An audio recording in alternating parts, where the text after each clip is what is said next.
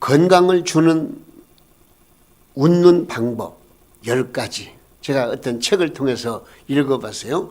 건강을 주는 웃는 방법 10가지. 그것을 읽으면서 동감을 했습니다. 먼저 크게 웃어라. 크게 웃는 것은 최고의 건강운동이고 매일 1분을 웃으면 8일을 더 오래 살면서 크게 웃을수록 큰 자신감이 생긴다. 그렇게 되어 있더라고요. 또 한 가지, 억지로 웃어라. 억지로라도 웃으면 병이 무서워서 도망간다는 거예요. 예? 그리고 일어나자마자 웃어라. 아침에 첫 번째 웃는 웃음이 보약 중에 보약이요. 3대가 건강하게 되며 보약 10첩보다 훨씬 더 효과를 발휘하는 그런 육신의 건강에 영향을 끼친다는 거예요. 일어나자마자 웃어라. 그리고 시간을 정해놓고 웃어라. 이 병원과 영원히 빠이빠이 할 수 있는 것은 바로 내가 늘 하나님 앞에 웃는 믿음을 가지고 기쁨을 가지고 생활하려고 하는 그런 말이죠. 그리고 마음까지 웃어라. 근심 걱정이 떠나고 얼굴이 밝아질 것이다. 즐거운 생각을 하면서 웃어라. 즐거운 웃음은 즐거운 일을 창조합니다. 웃으면 복이 오고 웃으면 좋은 일이 많이 생기는 것입니다.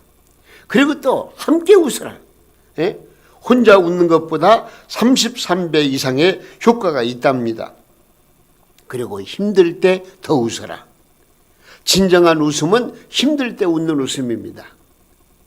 무거운 짐을 지고 땀을 흘리면서 고통을 겪으면서도 마음에 웃음이 나온다면 기쁨이 넘친다는 증거고 그 웃음으로 말미암아 내 육신의 건강함이 보장된다는 것이죠. 그리고 한 번 웃고 또 웃어라. 웃음은 계속 진행되어야 합니다. 웃지 않고 하루를 보내는 사람은 그날을 낭비한 것이나 마찬가지다. 그렇게 생각하시면 되겠어요. 한 가지 더, 꿈을 이루었을 때 상상하며 웃어라. 꿈과 웃음은 한 집에 살고 있는 축복을 만드는 공장입니다. 우리는 꿈을 성취해 주시는 하나님을 바라보고 약속의 말씀을 붙들고 많이 웃고 또 행복과 동행하는 그런 축복을 누려야 되겠습니다.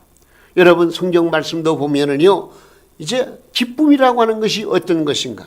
그러면서 여호와를 경외하고 하나님의 뜻대로 순종하는 그런 삶의 모습은 기뻐하는 모습이다.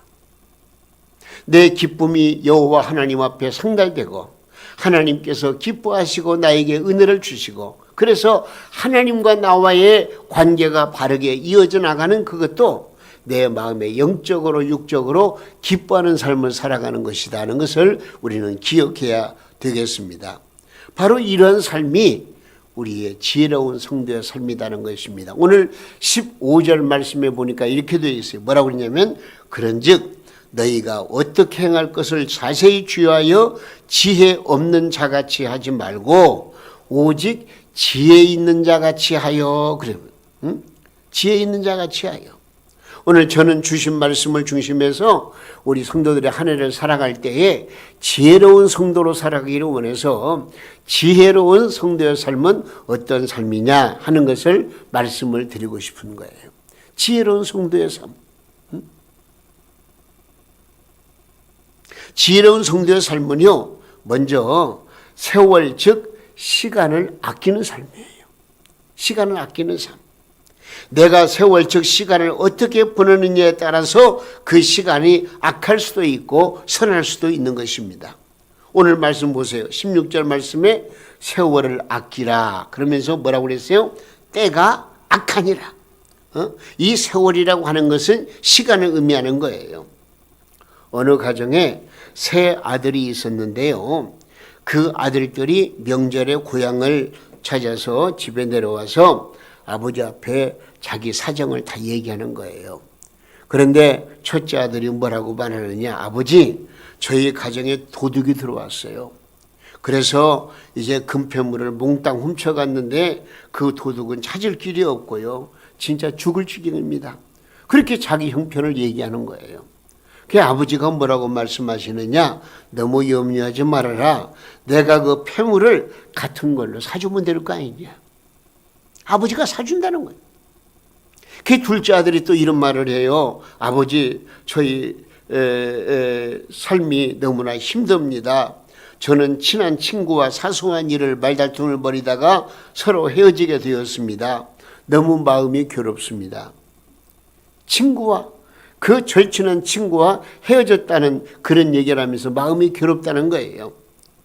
그러니까 아버지가 또 이런 말씀을 하시는 거예요. 너무 괴로워하지 말아라. 많은 시간이 흐르기 전에 네가 먼저 가서 손을 붙잡고 용서를 빌어라.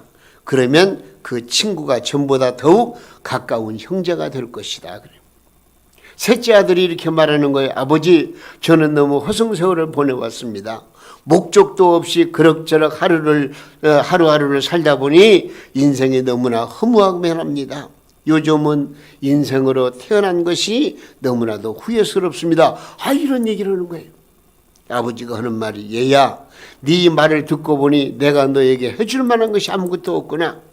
그러나 지금부터 시간을 아끼고 지금부터 네가 시간을 아끼고 열심히 살면 과거는 자취를 감추고 새로운 좋은 날이 너를 기다리고 있을 것 같구나. 그렇게 해보지 않으련? 새 아들의 문제를 듣고 아버지가 지혜롭게 자녀들을 잘 교육하고 지도하고 인도하는 거예요. 여러분, 우리 인간의 역사 속에 흐르는 시간은 어느 누구도 붙잡을 수가 없고 되돌려 놓을 수가 없습니다. 한번 지나면 끝입니다.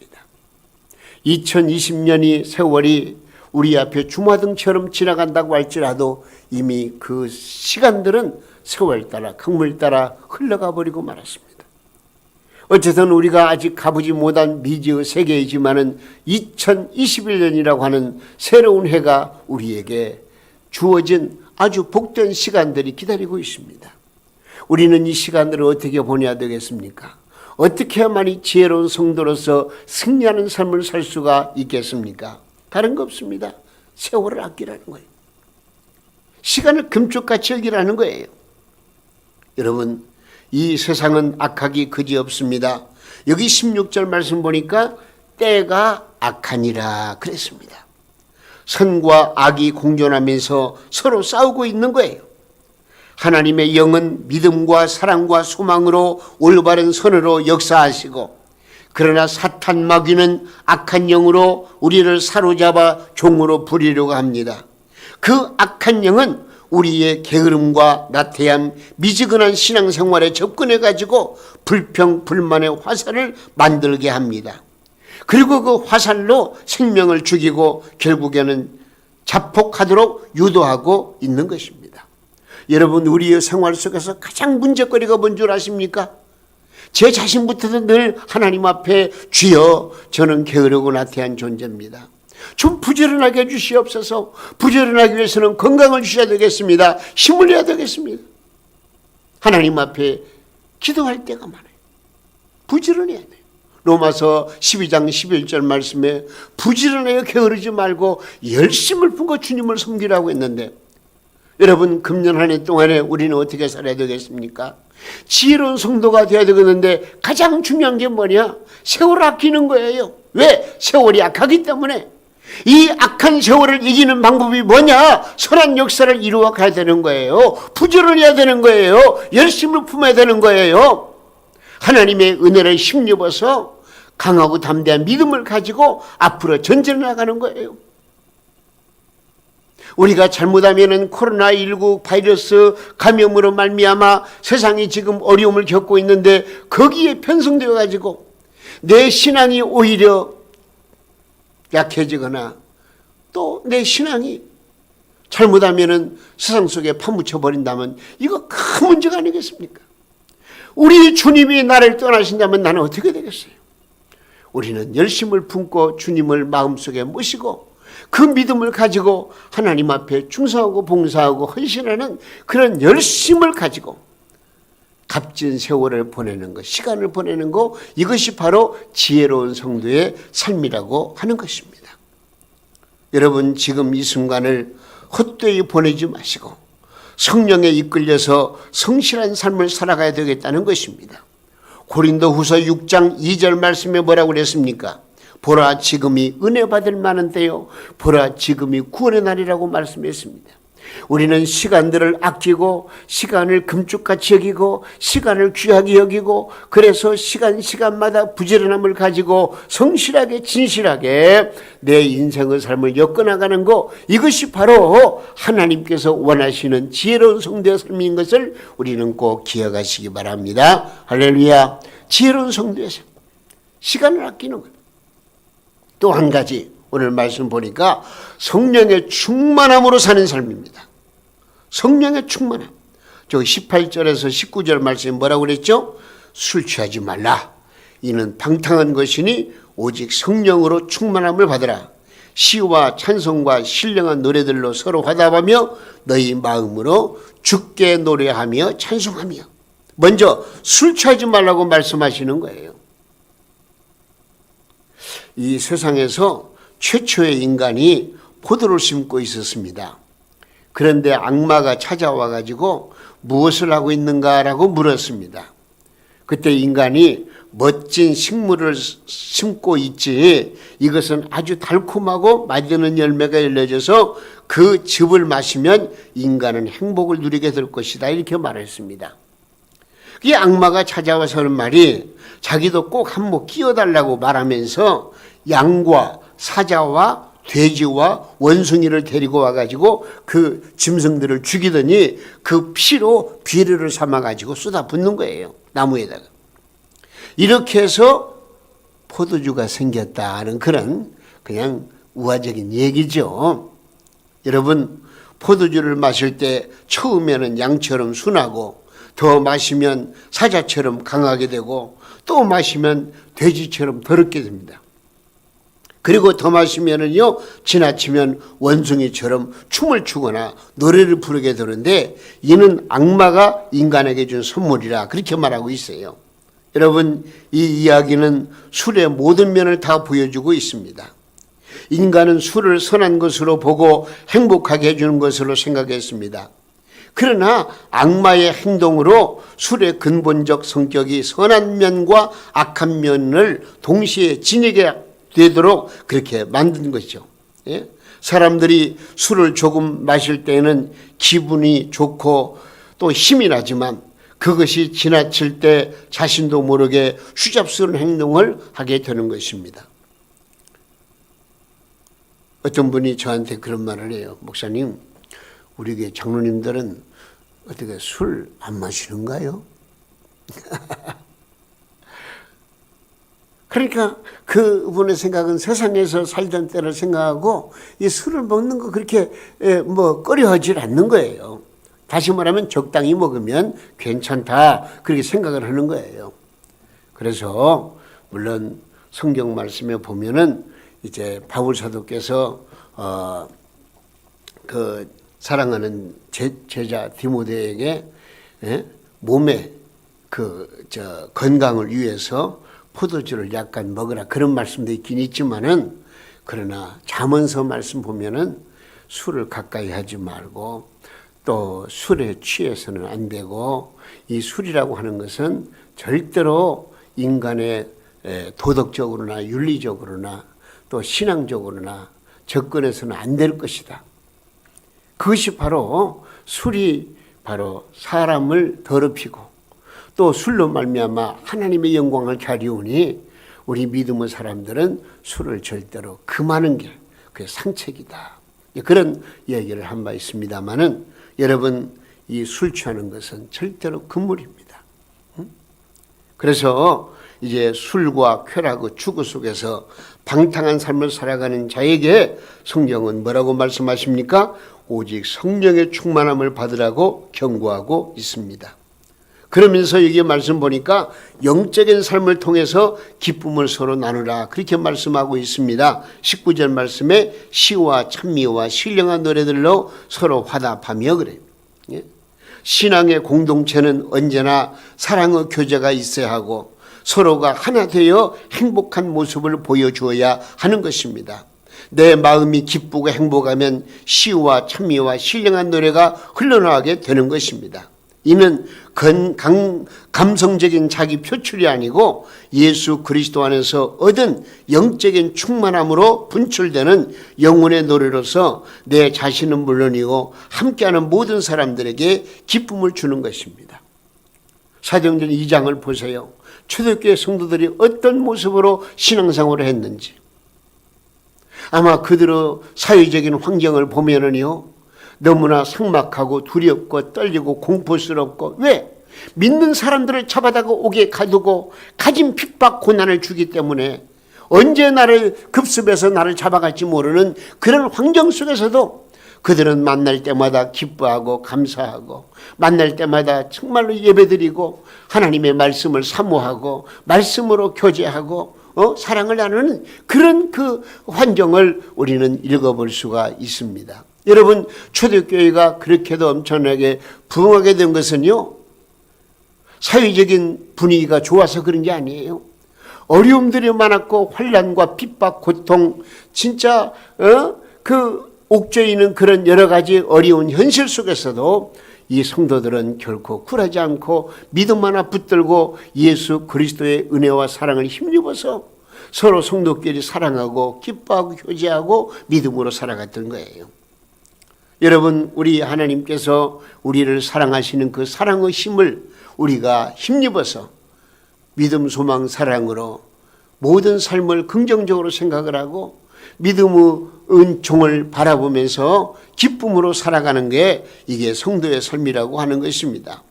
그리고 한 가지 더 우리가 기억할 것은 주님이 기뻐하시는 삶을 살아야 되는 거예요. 예? 여기 19절 말씀에 너희의 마음으로 주께 노래하며 찬송하며, 우리의 신앙생활 속에서 하나님의 영광을 나타내지 못하고 주님이 기뻐하시지 않는 것들은 어리석은 행동에 지나지 않습니다. 이는 세월을 아끼는 것이 아니라 시간을 허비하고 신앙의 성장을 멈추게 하는 요인이 됨을 우리는 알아야 되겠습니다. 그래서 우리는 성령의 충만한 삶을 살아가는 것, 이것이 바로 지혜로운 성도의 삶인 것입니다. 그리고 한 가지 더, 범사에 감사하는 삶이에요. 여기 20절과 21절 말씀 보니까 범사에 우리 주 예수 그리스도의 이름으로 항상 아버지 하나님께 감사하며 그리스도를 경외함으로 피차 복종하라. 그렇게 말합니다. 항상 감사라는 말씀은 범사에 감사라는 말씀이요, 나를 이 땅에 태어나게 하시고 생명을 보존하며 구원받은 하나님의 자녀로 살게 하신 하나님의 은혜에 늘 감사하는 삶을 살아야 한다는 것을 말씀해 주고 있습니다.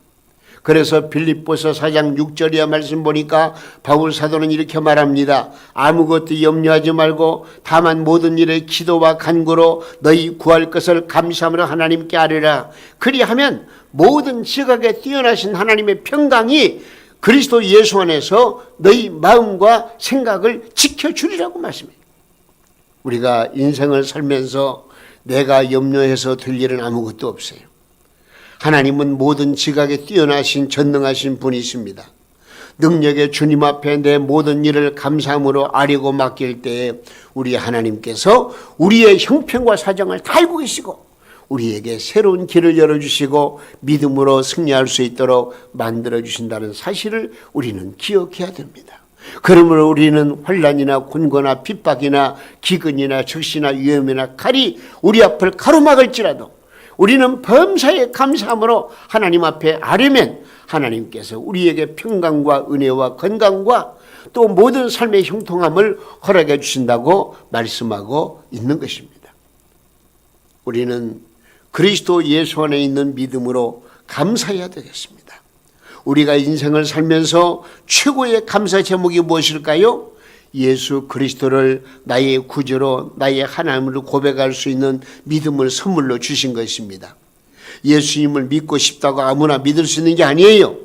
이 믿음은 우리 택한 백성들에게 주시는 하나님의 은혜의 선물입니다. 내가 예수 그리스도를 내 구주로 믿고 또 예수 그리스도의 은혜로 살고 성령의 은혜를 내가 체험하고 감사한 마음을 가지고 하나님의 영광을 위해서 수고하고 애쓰고 봉사하고 힘쓰고 헌신하는 이 모든 것들은요, 그냥 내가 자원해서 내가 자의로 하는 거 아니에요. 하나님께서 성령으로 감동감화 시켜주시고 우리 주 예수 그리스도의 은혜의 삶으로 이끌어 주시니까 가능한 것이에요. 그렇기 때문에 내가 예수 그리스도를 내 구주로 믿고 구원받으며 하나님의 자녀가 되었다는 이 사실은요, 그 많은 사람 중에서 천에 하나 만에 하나 나를 선택하여서 나에게 주시는 하나님의 은혜의 선물임을 우리는 분명히 아시고, 오늘 이 시간도 하나님 앞에 감사하시고 금년 한 해를 살아가는 과정 속에서 우리는 은혜에 감사하는 그런 삶의 모습이 지혜로운 성도의 삶의 모습인 것을 꼭 기억하시기를 바랍니다. 할렐루야. 예수 그리스도를 영접하고 예수 그리스도를 소유한 사람은 세상 모든 것을 소유한 것보다 더 큰 축복을 받은 사람임을 분명코 아시기를 바랍니다. 이에 내 입술에 감사가 넘치면 마음에 기쁨이 있고 평화가 있는 것입니다. 여러분, 우리는 금년 한 해 이 세상을 어떻게 살아야 되겠습니까? 세상 속에 빠져 술 취해가지고 정신 잃은 어리석은 사람으로 살아가셔야 되겠습니까? 결코 그래서는 안 되겠습니다. 오늘 우리에게 주신 말씀대로 금년 한 해 새해에는요, 시간을 금쪽같이 여기면서 말씀과 기도로 성령에 충만해서 범사에 감사함으로 살아가는, 이것이 바로 지혜로운 성도의 삶이니만치 이런 믿음으로 우리 모두 한 해를 승리의 한 해로 만들어가는, 그래서 우리 2021년도 이 한 해는 우리 동명교회 성도들을 비롯해서 우리 한국교회가 복을 받고, 그래서 이 땅에 진정한 축복의 가나안 땅을 만들어가는 놀라운 은혜와 사랑이 충만히 넘쳐나시고, 또 우리의 영혼이 잘되게 하시고 범사가 잘되며 특별히 육신의 강건함을 보장받고 살아갈 수 있는 한 해가 될 수 있기를 예수님의 이름으로 축원합니다.